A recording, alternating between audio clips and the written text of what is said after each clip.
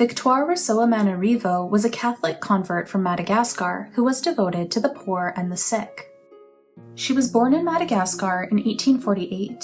Her family were prominent members of the aristocracy, and though they weren't Catholic, they sent her to be educated at a Catholic school run by nuns.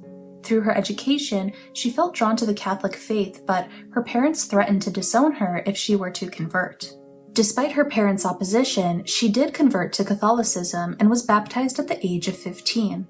She felt called to the religious life, but her parents arranged a marriage for her instead the following year.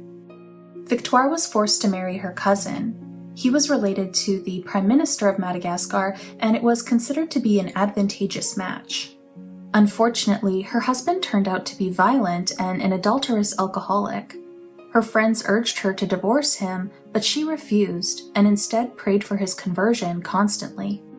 In 1883, Madagascar became embroiled in the Franco-Malagasy War. Catholic gatherings were temporarily outlawed and clergy were expelled.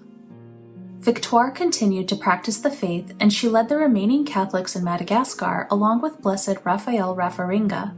She opened one of the closed churches and told a soldier standing guard that, "If you oppose this by force, my blood will be the first that you will shed." She encouraged the Catholics of Madagascar to practice communal prayer in order to keep the community together. She was determined that the war wouldn't stop the Catholic faith from being spread and practiced in Madagascar. In 1888, Victoire's husband fell ill. Before he died, he asked for her forgiveness and he was baptized. After she was widowed, she spent the remaining years of her life caring for the poor, the sick, and the imprisoned. She also spent a lot of her time in prayer. She died peacefully on August 21, 1894. She was beatified in 1989, and she became the first blessed from Madagascar.